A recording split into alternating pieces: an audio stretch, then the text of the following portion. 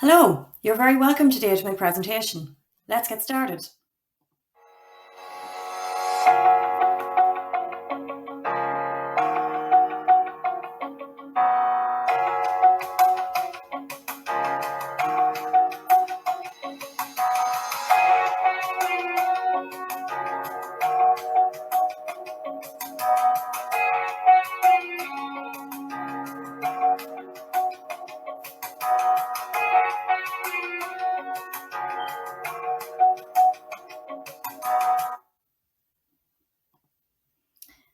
Now, that's where I've ended up, but let me tell you how it began.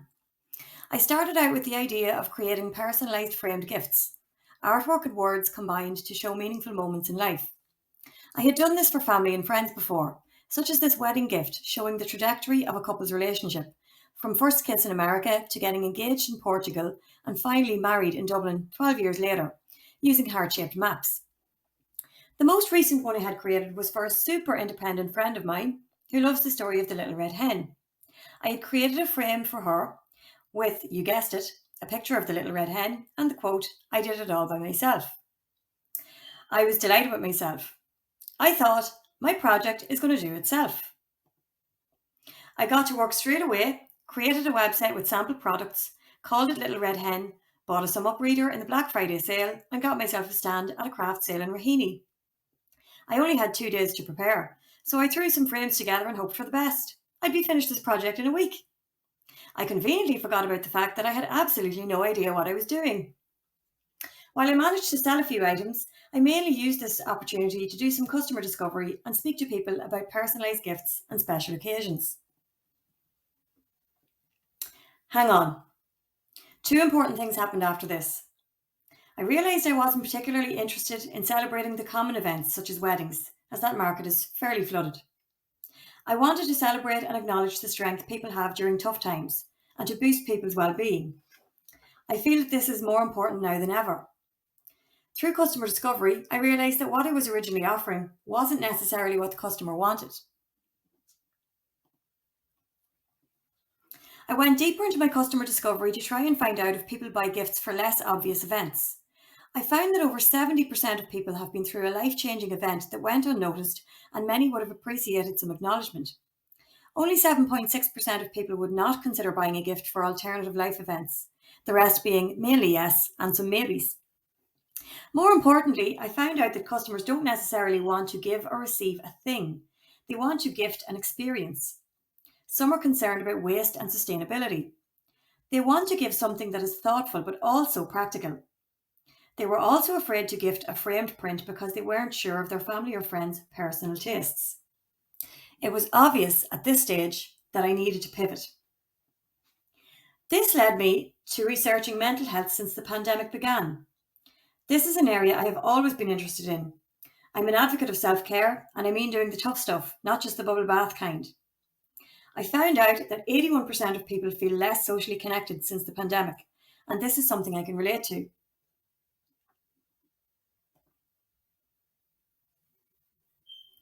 Going further down the rabbit hole, I learned that nearly half of Irish adults have been treated for a mental health difficulty in 2021. 66% of people believe that being treated for a mental health difficulty is still seen by Irish society as a sign of personal failure. While this is disappointing, there is hope. 72% of people believe Irish society is more open to talking about mental health issues since the onset of the pandemic.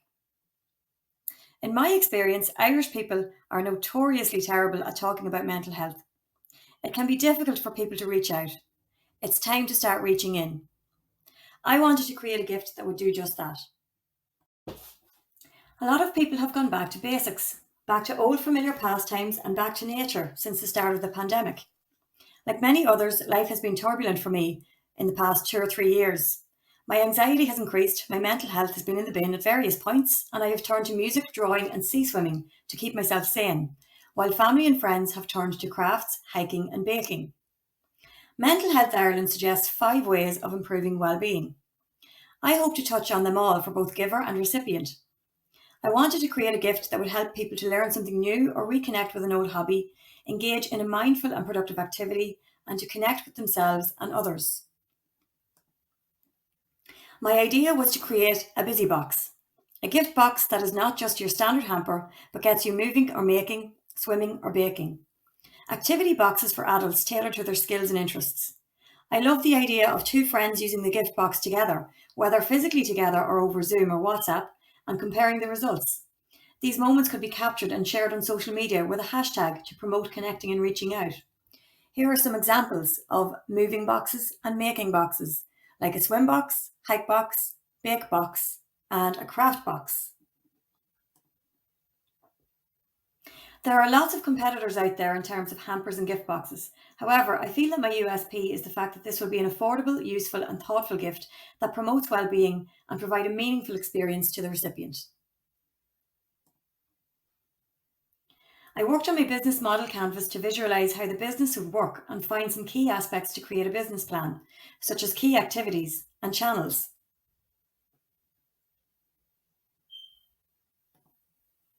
In the first year, I would start off small with one or two boxes. I could start out with minimal costs on a part-time basis in order to build revenue and be able to put profits back into the business and expand on the range of boxes in the following year. The first thing to do was to create a website. Welcome to Busybox with well-being in mind. You can click this button to start shopping, or you can scroll down and have a look at what types of boxes that we offer.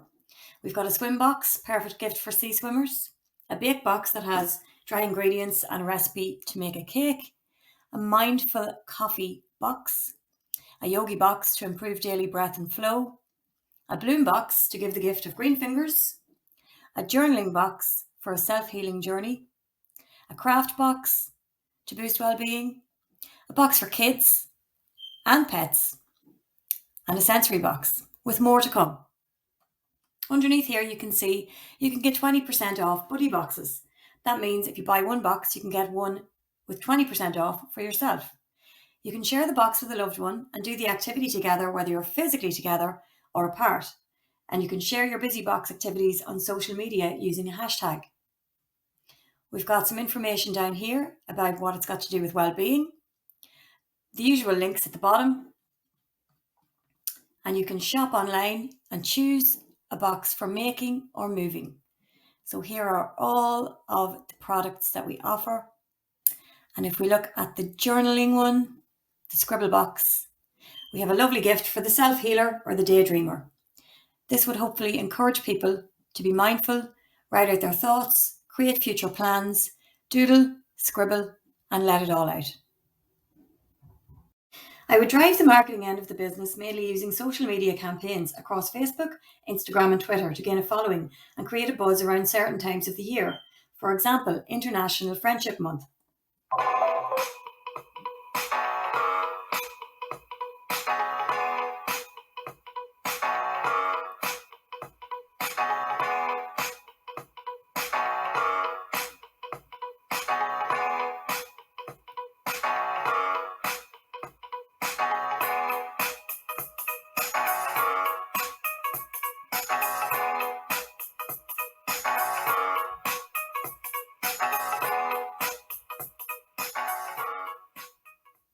I will even get on board with TikTok if necessary.